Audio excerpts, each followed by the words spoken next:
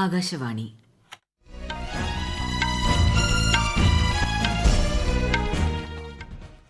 നമസ്കാരം. വാർത്തകൾ വായിക്കുന്നത് സീന ആന്റണി.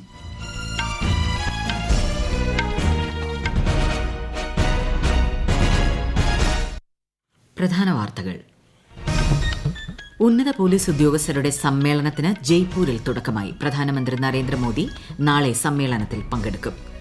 അയോധ്യ വിമാനത്താവളത്തിന് അന്താരാഷ്ട്ര പദവി നൽകുന്നതുൾപ്പെടെയുള്ള നിർദ്ദേശങ്ങൾക്ക് കേന്ദ്രമന്ത്രിസഭയുടെ അംഗീകാരം. കേരളത്തിൽ 1464 കോടി രൂപയുടെ 12 ദേശീയപാതാ പദ്ധതികൾക്ക് കേന്ദ്രമന്ത്രി നിതിൻ ഗഡ്കരി കാസർഗോഡ് തുടക്കം കുറിച്ചു. വികസിത് ഭാരത് സങ്കൽപ് യാത്രയുടെ കേരളത്തിലെ പര്യടനത്തിൽ കേന്ദ്രമന്ത്രിമാരായ എസ് ജയശങ്കറും ഹർദീപ് സിംഗ് പുരിയും നാളെ പങ്കെടുക്കും. ഭൂകമ്പത്തിൽ തകർന്ന നേപ്പാളിന്റെ അടിസ്ഥാന സൌകര്യ പുനർനിർമ്മാണത്തിനായി $75 ദശലക്ഷം സാമ്പത്തിക പാക്കേജ് വാഗ്ദാനം ചെയ്ത് ഇന്ത്യ. ഇന്ത്യ ഓസ്ട്രേലിയ വനിതാ ട്വന്റി ക്രിക്കറ്റ് പരമ്പരയിലെ ആദ്യ മത്സരത്തിൽ ടോസ് നേടിയ ഇന്ത്യ ബൌളിംഗ് തെരഞ്ഞെടുത്തു. വാർത്തകൾ വിശദമായി. ദേശീയ പുരോഗതിയുടെയും യുവജന വികസനത്തിന്റെയും പുതിയ യുഗത്തിന് NCC നേതൃത്വം നൽകുന്നതായി ഉപരാഷ്ട്രപതി ജഗ്ദീപ് ധൻകർ. ഡൽഹി കന്റോൺമെന്റിൽ NCC റിപ്പബ്ലിക് ദിന ക്യാമ്പ് 2024 ഉദ്ഘാടനം ചെയ്ത് സംസാരിക്കുകയായിരുന്നു അദ്ദേഹം. പൌരന്മാരെ ഉൽപാദനക്ഷമതയുള്ളവരാക്കി രൂപപ്പെടുത്തുന്ന സമയനിഷ്ഠ, പ്രതിരോധം, വിശ്വസ്തത, കഠിനാധ്വാനം എന്നിവ NCC വളർത്തിയെടുക്കുന്നുവെന്നും ശ്രീ ധൻകർ കൂട്ടിച്ചേർത്തു. ജയ്പൂരിൽ നടക്കുന്ന ഉന്നത പോലീസ് ഉദ്യോഗസ്ഥരുടെ ദേശീയ സമ്മേളനത്തിൽ പ്രധാനമന്ത്രി നരേന്ദ്രമോദി നാളെ പങ്കെടുക്കും. DGP, IG തല ഉദ്യോഗസ്ഥരുടെ 3 ദിവസത്തെ സമ്മേളനം സൈബർ കുറ്റകൃത്യങ്ങൾ, ഭീകരവിരുദ്ധ നടപടികൾ, ജയിൽ പരിഷ്കരണം തുടങ്ങി സുപ്രധാന വിഷയങ്ങളാണ് ചർച്ച ചെയ്യുന്നത്. പാർലമെന്റ് പുതുതായി പാസാക്കിയ ക്രിമിനൽ നിയമങ്ങളുടെ നടപ്പാക്കൽ സംബന്ധിച്ച കാര്യങ്ങളും ചർച്ച ചെയ്യും. കേന്ദ്ര ആഭ്യന്തരമന്ത്രി അമിത്ഷാ, ആഭ്യന്തര സഹമന്ത്രിമാർ, ദേശീയ സുരക്ഷാ ഉപദേഷ്ടാവ് എന്നിവരും യോഗത്തിൽ പങ്കെടുക്കുന്നുണ്ട്. സമ്മേളനത്തിൽ പങ്കെടുക്കുന്നതിന്റെ ഭാഗമായി പ്രധാനമന്ത്രി ജയ്പൂരിലെത്തും. ഭൌമശാസ്ത്ര മന്ത്രാലയത്തിന്റെ പൃഥ്വി വിഗ്യാൻ സമഗ്ര പദ്ധതിക്ക് പ്രധാനമന്ത്രിയുടെ അധ്യക്ഷതയിൽ ചേർന്ന കേന്ദ്ര മന്ത്രിസഭ അംഗീകാരം നൽകി. 4797 കോടി രൂപ ചെലവ് വരുന്ന പദ്ധതി 2021-26 കാലഘട്ടത്തിൽ നടപ്പിലാക്കാൻ ലക്ഷ്യമിട്ടിട്ടുള്ളതാണ്. അന്തരീക്ഷവും കാലാവസ്ഥാ ഗവേഷണവും, സമുദ്ര സേവനങ്ങൾ, polar science and cryosphere research, ഭൂകമ്പശാസ്ത്രം, ഭൌമശാസ്ത്രം എന്നിങ്ങനെ 5 മേഖലകൾ പൃഥ്വി വിഗ്യാൻ പദ്ധതിയിൽ സംയോജിപ്പിച്ചിട്ടുണ്ട്. അയോധ്യ വിമാനത്താവളത്തിന് അന്താരാഷ്ട്ര പദവി, ബഹിരാകാശം, ഭൌമമേഖല, കാർബൺ ബഹിർഗമനം കുറയ്ക്കൽ ഉൾപ്പെടെയുള്ള വിവിധ വിഷയങ്ങളിൽ പ്രധാനമന്ത്രി നരേന്ദ്രമോദിയുടെ അധ്യക്ഷതയിൽ ചേർന്ന മന്ത്രിസഭാ യോഗത്തിൽ അംഗീകാരം. വിശദാംശങ്ങളിലേക്ക്. ഉത്തർപ്രദേശിലെ അയോധ്യ വിമാനത്താവളത്തെ അന്താരാഷ്ട്ര വിമാനത്താവളമായി പ്രഖ്യാപിക്കുന്നതിനും മഹർഷി വാൽമീകി അന്താരാഷ്ട്ര വിമാനത്താവളം എന്ന് നാമകരണം ചെയ്യുന്നതിനുമുള്ള നിർദ്ദേശത്തിന് കേന്ദ്രമന്ത്രിസഭ അംഗീകാരം നൽകി. ഹൈഡ്രോ കാർബൺ മേഖലയിലെ സഹകരണം സംബന്ധിച്ച് പെട്രോളിയം പ്രകൃതിവാതക മന്ത്രാലയവും ഗയാനയിലെ പ്രകൃതി വിഭവ മന്ത്രാലയവും തമ്മിൽ ധാരണാപത്രം ഒപ്പിടുന്നതിനും യോഗം അംഗീകാരം നൽകി. ഗയാനയിൽ നിന്ന് അസംസ്കൃത എണ്ണയുടെ ഇറക്കുമതി, പര്യവേക്ഷണ ഉൽപാദന മേഖലയിൽ ഇന്ത്യൻ കമ്പനികളുടെ പങ്കാളിത്തം, ക്രൂഡ് ഓയിൽ ശുദ്ധീകരണ മേഖലകളിലെ സഹകരണം തുടങ്ങിയവ ധാരണാപത്രത്തിൽ പ്രതിപാദിക്കുന്നു. കൂടാതെ ISROയും Mauritius research and innovation council MRICയും മൌറീഷ്യസിലെ പോർട്ട് ലൂയിസിൽ ഒപ്പുവച്ച ധാരണാപത്രവും യോഗം വിലയിരുത്തി. 2030ഓടെ നെറ്റ് സീറോ കാർബൺ എമിഷൻ സാധ്യമാക്കുന്നതിൽ ഇന്ത്യൻ റെയിൽവേയെ പിന്തുണയ്ക്കുന്നതിനായി കഴിഞ്ഞ വർഷം ജൂണിൽ ഇന്ത്യയും അമേരിക്കയും തമ്മിൽ ധാരണാപത്രം ഒപ്പുവച്ച കാര്യവും ഇന്നത്തെ കേന്ദ്ര മന്ത്രിസഭാ യോഗത്തിൽ ചർച്ചയായി. News desk, Akashvani. ഭൂകമ്പത്തിൽ തകർന്ന നേപ്പാളിന്റെ അടിസ്ഥാന സൌകര്യ പുനർനിർമ്മാണത്തിനായി $75 ദശലക്ഷം സാമ്പത്തിക പാക്കേജ് വാഗ്ദാനം ചെയ്ത് ഇന്ത്യ. കാഠ്മണ്ഡുവിൽ ത്രിഭുവൻ യൂണിവേഴ്സിറ്റി സെൻട്രൽ ലൈബ്രറിയും മറ്റ് പുനർനിർമ്മാണ പദ്ധതികളും ഉദ്ഘാടനം ചെയ്യവെയാണ് കേന്ദ്രമന്ത്രി ജയശങ്കർ ഇക്കാര്യം അറിയിച്ചത്. അടുത്ത 10 വർഷത്തിനുള്ളിൽ ഇന്ത്യയിലേക്ക് 10,000 മെഗാവാട്ട് വൈദ്യുതി കയറ്റുമതി ചെയ്യുന്നതിനുള്ള ദീർഘകാല കരാറിലും നേപ്പാൾ ഒപ്പുവച്ചു. 2 ദിവസത്തെ സന്ദർശനത്തിനാണ് വിദേശകാര്യമന്ത്രി എസ് ജയശങ്കർ നേപ്പാളിലെത്തിയത്. രാജ്യത്തെ ദേശീയപാതാ ശൃംഖല കഴിഞ്ഞ 9 വർഷത്തിനിടെ 60% വർദ്ധിച്ചതായി കേന്ദ്ര സർക്കാർ. 4 വരി പാതകളുടെ നീളം 2.5 മടങ്ങ് വർദ്ധിച്ച് 46,000 കിലോമീറ്റർ ആയതായി ഉപരിതല ഗതാഗത ഹൈവേ മന്ത്രാലയം സെക്രട്ടറി അനുരാഗ് ജെയിൻ പറഞ്ഞു. ദേശീയപാതാ നിർമ്മാണത്തിന്റെ ശരാശരി വേഗതയും ഈ കാലയളവിൽ വർദ്ധിച്ചിട്ടുണ്ട്. ചരക്ക് നീക്കം കാര്യക്ഷമമാക്കുന്നതിനായി ഏകദേശം 35,000 കിലോമീറ്റർ ഹൈവേ ഇടനാഴികൾ വികസിപ്പിക്കുന്നതായും അദ്ദേഹം വ്യക്തമാക്കി. പ്രധാനമന്ത്രി നരേന്ദ്രമോദിയുടെ പരീക്ഷാ പേ ചർച്ച 2024ന്റെ 7ാമത് പതിപ്പിൽ പങ്കെടുക്കേണ്ടതിനായി മൈ ജിഒവി പോർട്ടലിൽ ഇതുവരെ 1 കോടിയിലധികം പേർ രജിസ്റ്റർ ചെയ്തതായി കേന്ദ്ര വിദ്യാഭ്യാസ മന്ത്രാലയം. പരിപാടിയുടെ ഭാഗമായി ഈ വർഷം 4000-ത്തിലധികം പേർ പ്രധാനമന്ത്രിയുമായി സംവദിക്കും. രാജ്യത്തെ 91 കൽക്കരി ഖനികൾ വിജയകരമായി ലേലം ചെയ്തതായി കേന്ദ്ര സർക്കാർ.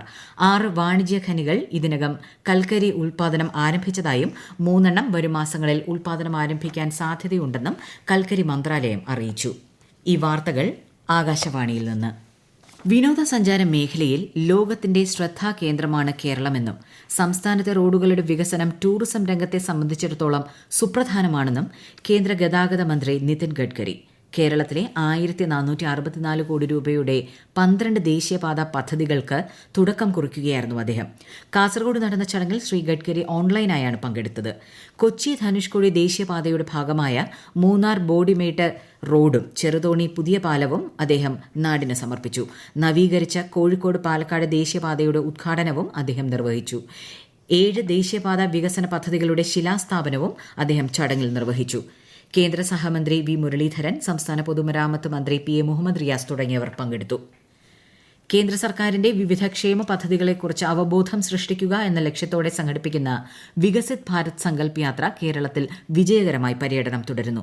തിരുവനന്തപുരം ജില്ലയിൽ നഗരൂർ, മുദാക്കൽ ഗ്രാമപഞ്ചായത്തുകളിലും നഗരപ്രദേശങ്ങളിൽ മെഡിക്കൽ കോളേജ്, ഉള്ളൂർ എന്നിവിടങ്ങളിലുമാണ് ഇന്ന് പര്യടനം നടന്നത്.